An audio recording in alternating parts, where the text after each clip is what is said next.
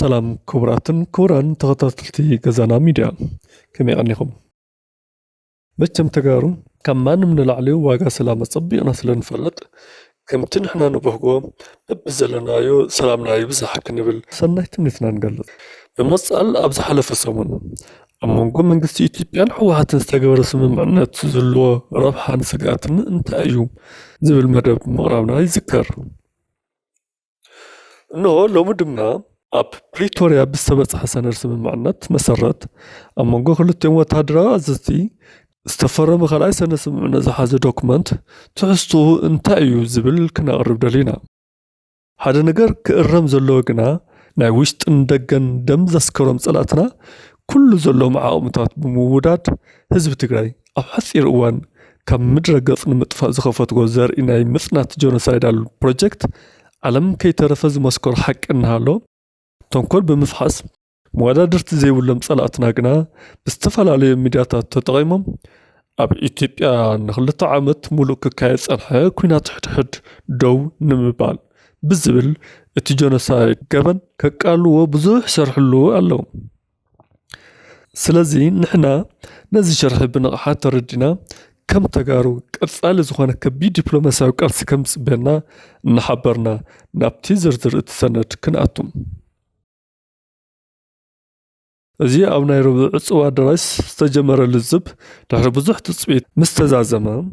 እዚ ሰነድ ግጭት በዘላቕነት ደው ምባል፣ ምፍታሕ ዕጥቂ፣ ሰብኣዊ ረድኤት፣ ድሕንነት ሰላማውያን ሰባት፣ ሓላፍነት ኣጠቓቕማ ሚድያ፣ ምክትታልን ምርጋጽን ትግባር ዝብሉ 6 ቀንዲ ጉዳያት ዝሓዘ ኮይኑ ዝርዝር ትሕዝቶ ከም ዝስዕብ ክነቕርብ። ሓደ ተጻውኦ ብዘላቒ ምቁራጽ ክልቲኦም ወገናት ወተሃደራዊ ግጭት ደው ከብሉን እቲ ሓፈሻዊ ዕላማ ተግባር ስምምዕ ንምዕዋዝ ዘድሊ ስጉምትታት ከም ዝተወሰደን ከረጋግጹ ኣለዎም። ክልተ ዕጥቂ ሓይልታት ትግራይ ምፍታሕ እዚ ዓንቀጽ ንኹላትና ተጋሩ ርእሲ ሕማም ኮይኑ ኣብ ስጋእ ዘውደቐና ምዃኑ ግልፂ እዩ። መራሕትና ከመይ ኣሚኖም እዮም ተቐቢሎምዎ ዝብል ናይ ብዙሓትና ሕቶ ስለ ዝኾነ ቀጻሊ መደብ ከም ንሰርሐሉ እናሓበርና ኣብዚ ሰነድ ዝተቐመጡ ትሕዝቶ ከም ዘለዎም ክንኣምን። ምፍታሕ ዕጥቂ ተግባራዊ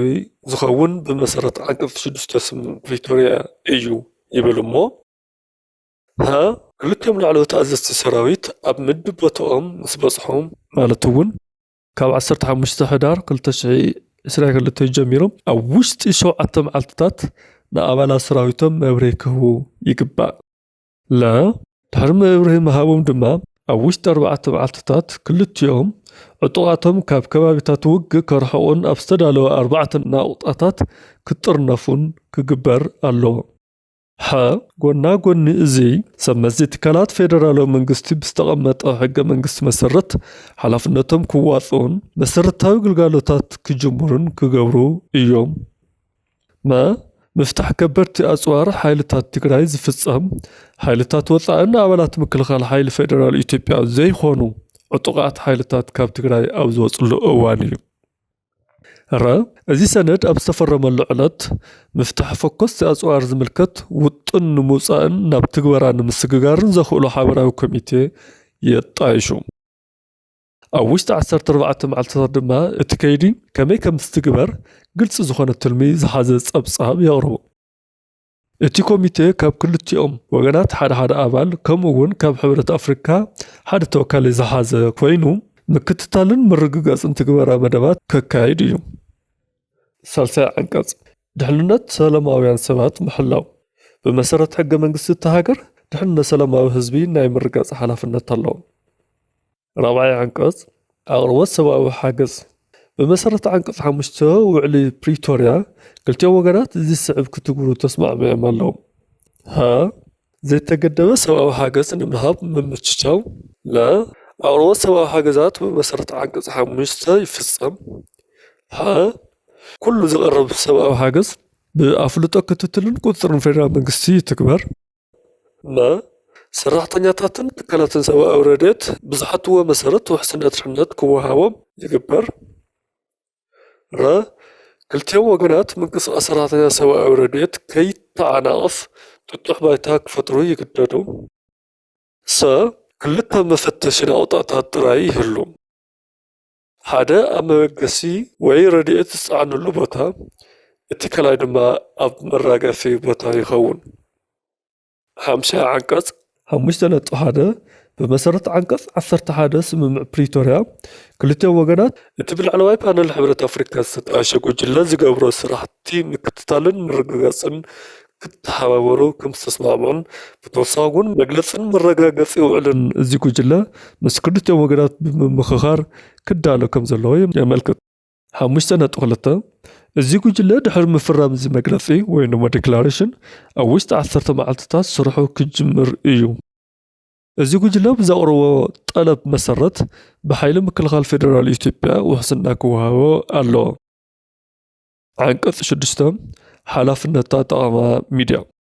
بمسرت عنقص سلستا كلتن عنقص عثرت غلطن سمع بريتوريا كلتيهم وجنات سقوصاصروهم كلهم عينتات ميديا نتجبر أزي سنر سممع حجازي تراكز أوت كم زلهم بنصور يجلس كوران تخطات ميديانا تعستو أزي سممعنا اتيز تخطات لكم ويكون كم ميديا رموا بنص ثلاثة عبيت ريتات نمط هذا اتين خلاتنا بطعم زقرمن حنك اللي تكينو زلو مروه سواء حاجزن مخفات مسرتها وقلقالة زبل نبدأ الدور مغربي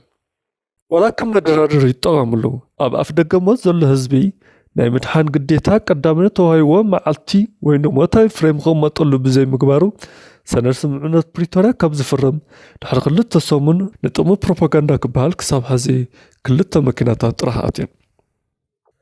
እዚ ድማ ብተመደራርታ ኣካላት ንሕነት ህዝቢ ዘየቐደመ ሰነድ ስምምዕነት ጌርካ ክውሰድ ይከኣል ክልተን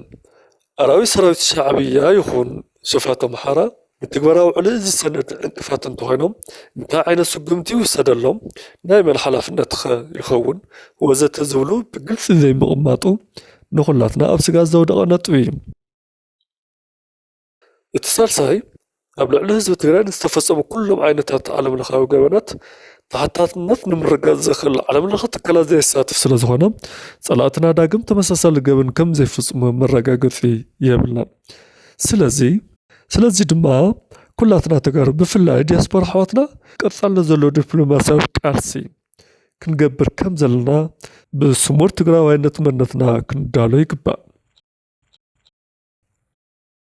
تقراوينت لكلهم منتنا اتس خبره ايو ابقى صالي بغال مدوات كسام الرخب السلام نزدلي السلام كنيات